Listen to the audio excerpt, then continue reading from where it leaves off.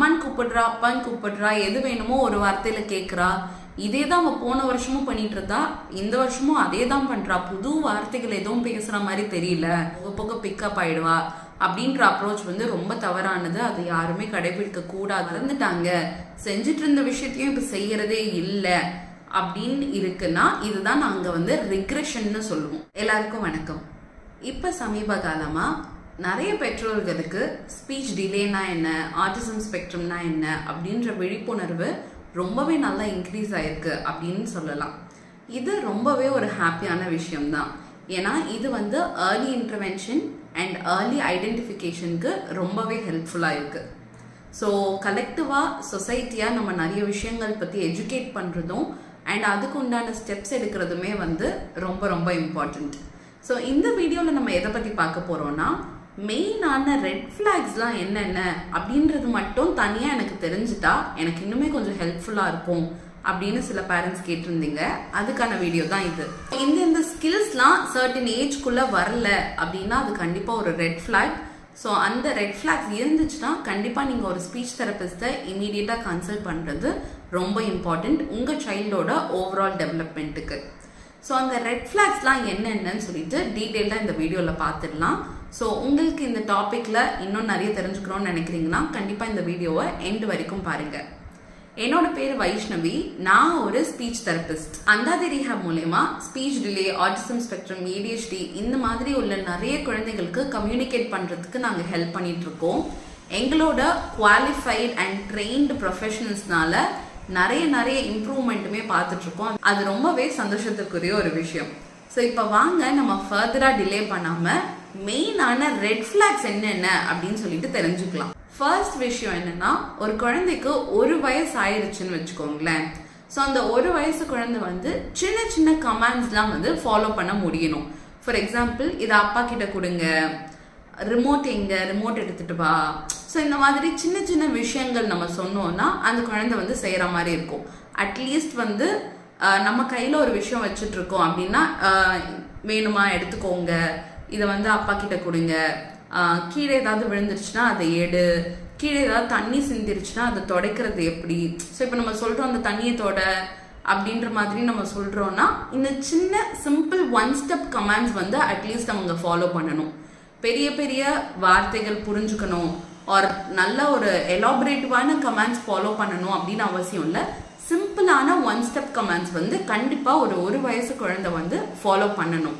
In case அவங்க follow பண்ணலன்னா கண்டிப்பாக அது ஒரு ரெட் ஃப்ளாக் தான். ஸோ இப்போ நான் சொல்கிற விஷயத்தெல்லாம் நீங்கள் நோட் பண்ணிகிட்டே வாங்க. ஸோ அப்போ வந்து நம்மளுக்கு தெரிஞ்சிடும் குழந்தைக்கு வந்து எத்தனை ரெட் ஃப்ளாக்ஸ் இருக்குது.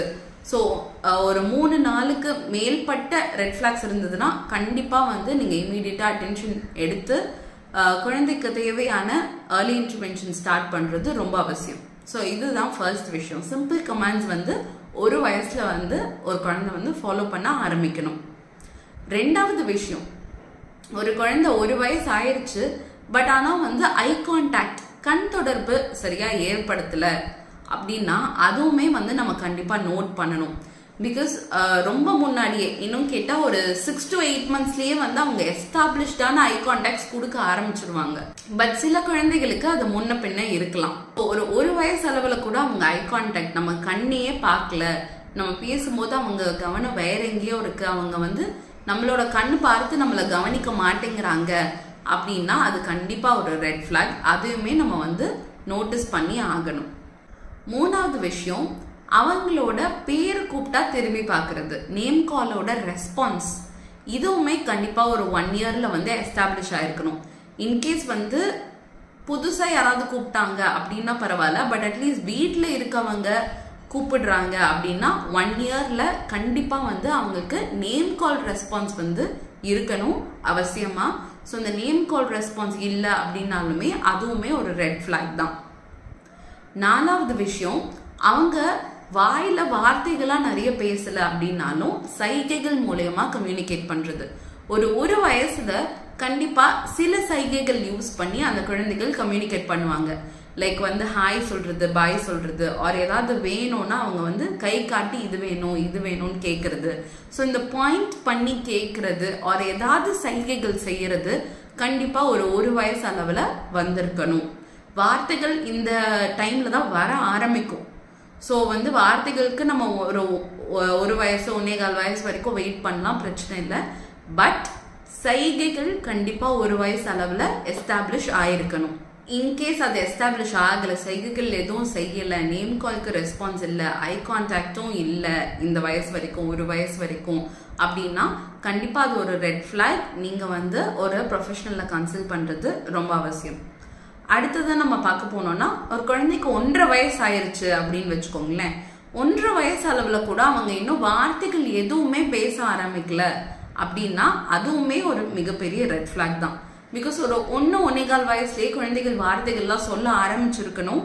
பட் ஆனால் 1.5 வயசு வரைக்குமே வந்து வார்த்தைகள் எதுவுமே சொல்லலை அப்படின்னாலுமே அது ஒரு ரெட் ஃப்ளாகை நம்ம கன்சிடர் பண்ணணும். அடுத்த விஷயம் என்னன்னா, ஒரு 1.5 வயசு 2 வயசு ஒரு 2.25 வயசு ஆயிடுச்சுன்னு வச்சுக்கோங்களேன். இந்த ஒரு விஷயம் வந்து எப்போ வேணா நடக்கலாம். பட் ஆனால் வந்து ஒரு 1.5லேருந்து 2.5க்குள்ள நடக்கிறதுக்கான வாய்ப்புகள் இருக்கு. சில விஷயங்கள்லாம் செஞ்சுட்டு இருந்தாங்க இந்த குழந்தை, பட் ஆனால் திடீர்னு அதெல்லாம் விட்டுட்டாங்க, அதை மறந்துட்டாங்க, செஞ்சுட்டு இருந்த விஷயத்தையும் இப்போ செய்யறதே இல்லை அப்படின்னு இருக்குன்னா இதுதான் நாங்கள் வந்து ரிக்ரெஷன்னு சொல்லுவோம். ஸோ இந்த ரிக்ரெஷன் இருக்கு அப்படின்னாலுமே நம்ம அதை க்ளோஸாக அப்சர்வ் பண்ணுறது ரொம்ப அவசியம். அண்ட் அதுவுமே ஒரு ரெட் ஃபிளாக்னு நம்ம கன்சிடர் பண்ணலாம். ரிக்ரெஷன் வந்து எதனாலலாம் ஏற்படலான்னு நிறைய காரணம் இருக்கு. சம்டைம்ஸ் பல்லு முளைக்கும் போது, ஸ்லீப் சைக்கிள் வந்து ரெகுலேட் ஆகும் போது, பால் குடிச்சிட்டு இருக்க குழந்தை பால் விடும்போது, ஒரு புதுசாக அவங்க சாலிட்ஸ் ஃபுட்டு ஸ்டார்ட் பண்ணுறாங்க இல்லையா, அப்போ இந்த மாதிரி டைமில் சின்ன சின்ன ரிக்ரெஷன் ஏற்படும். இது வந்து இயல்பு தான். பட் செஞ்சுட்டு இருந்த நிறைய விஷயத்த அவங்க விட்டுட்டாங்க. ஒரு 2 வார்த்தைகள் பேசிட்டு இருந்தாங்க, அதை டோட்டலாக மறந்துட்டா. முன்னாடிலாம் சைகையிலையாவது பேசுவா, இப்போ சைகையும் விட்டுட்டா அப்படின்ற மாதிரி உங்களுக்கு தோணுச்சுன்னா இது கண்டிப்பாக கவனிக்க வேண்டிய ஒரு ரெட் ஃபிளாக். ஸோ இந்த ஒரு சிம்டம் நீங்கள் அப்சர்வ் பண்ணீங்கன்னா கண்டிப்பாக ஒரு ஸ்பீச் தெரபிஸ்டை இமீடியட்டாக மீட் பண்ணணும். அடுத்ததாக சொல்லணும்னா, ஒரே இடத்துல ரொம்ப நாள் இருக்க மாதிரி நம்மளுக்கு ஒரு ஃபீலிங் வரும். அதாவது சில வார்த்தைகள்லாம் பேசுறாங்க, பட் அதை தாண்டி அவங்க ப்ரோக்ரஸே ஆகலை அப்படின்னு சொல்லுவாங்க சில பேரண்ட்ஸ். அம்மான்னு கூப்பிடுறா, அப்பான்னு கூப்பிடுறா, எது வேணுமோ ஒரு வார்த்தையில கேட்குறா. இதே தான் அவன் போன வருஷமும் பண்ணிட்டு இருந்தா, இந்த வருஷமும் அதே தான் பண்றா. புது வார்த்தைகள் எதுவும் பேசுற மாதிரி தெரியல. அவங்க வயசுல இருக்கிற மற்ற குழந்தைகள்லாம் நல்லா சென்டென்சஸா வாக்கியமா பேசுறாங்க, கேள்வி கேட்குறாங்க, நம்ம கேட்குற கேள்விக்கெல்லாம் டான் பதில் சொல்றாங்க. பட் இவங்க போன வருஷம் எப்படி பேசுனாங்களோ அதே மாதிரி ஒரு வார்த்தையா விட்டு தான் பேசுறாங்க. கோர்வையா சேர்த்து பேச வர மாட்டேங்குது. அதே லெவல்ல ரொம்ப நாளா இருக்க மாதிரி இருக்கு அப்படின்னு உங்களுக்கு தோணுச்சுன்னா இது வந்து பிளாட்யூ அப்படின்னு சொல்லுவோம். ஸோ ரொம்ப நாளா கத்துக்கிட்டு வந்துட்டு இருந்த குழந்தை ரொம்ப நாளா வந்து அதே ஸ்டேஜ்லயே இருக்க மாதிரி உங்களுக்கு ஃபீல் ஆச்சுன்னா இதுவுமே ஒரு ரெட் ஃபிளாகா இருக்கலாம். அதையுமே நம்ம கன்சிடர் பண்ணி அதுக்கு உண்டான ஸ்டெப்ஸ் எடுக்கிறது ரொம்ப அவசியம். ஸோ இப்போ வரைக்கும் நான் சொல்லிட்டு இருந்த விஷயத்தெல்லாம் நீங்க நோட் பண்ணிருப்பீங்கன்னு நினைக்கிறேன். உங்க குழந்தைக்கு 3க்கும் மேற்பட்ட ரெட் ஃபிளாக்ஸ் இருந்ததுன்னா கண்டிப்பா இன்னும் நீங்க வெயிட் பண்ண வேண்டாம். நம்ம நிறைய வீடியோல ஆல்ரெடி டிஸ்கஸ் பண்ணியிருக்கோம். வெயிட் அண்ட் சி அப்ரோச், அதாவது பொறுத்திருந்து பார்க்கலாம், போக போக பேசிடுவா, போக போக பிக்கப் ஆயிடுவா அப்படின்ற அப்ரோச் வந்து ரொம்ப தவறானது. அது யாருமே கடைபிடிக்க கூடாது அப்படின்றது தான் உண்மை. ஸோ வெயிட் அண்ட் சி அப்ரோச்சை வந்து எடுக்காம ஏர்லி ஆக்ஷன் டேக்கர்ஸா நீங்க இருந்தீங்கன்னா உங்க குழந்தையோட லைஃபோட ட்ராஜெக்டரியே நீங்க மாத்தலாம் கண்டிப்பா. So early identification, early intervention and early ஸ்டேஜஸ்லயே பேரண்டல் இன்வால்வ்மெண்ட், அதாவது பெற்றோர்களாகிய நீங்க நல்ல எக்விப்டா இருந்து நிறைய விஷயங்கள் என்விரான்மெண்ட்ல மாற்றும் போது குழந்தையோட டெவலப்மெண்ட்ல டிராஸ்டிக்கான இம்ப்ரூவ்மெண்ட் இருக்குன்னு ப்ரூவ் பண்றதுக்கு நிறைய ரிசர்ச் இருக்கு. ஸோ அதில் நீங்கள் நம்பிக்கை வச்சு அதுக்கு உண்டான ஸ்டெப்ஸை நீங்கள் எடுக்க ஆரம்பிங்க.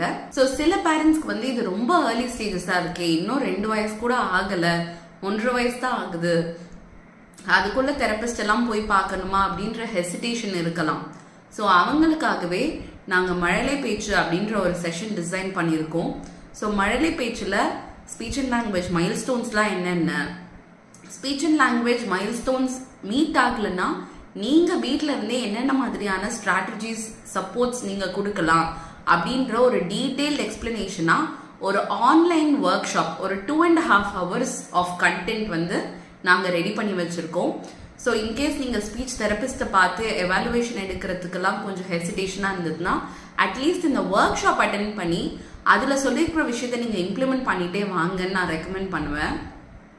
பிகாஸ் சின்ன சின்ன மாற்றங்கள் நம்ம பண்றதன் மூலயமா பெரிய பெரிய டிஃபரன்சஸ் வரும். ஸோ அதுல நம்பிக்கை வச்சு கொஞ்சம் சேஞ்சஸ் வந்து நீங்களுமே பண்ண ஆரம்பிங்க.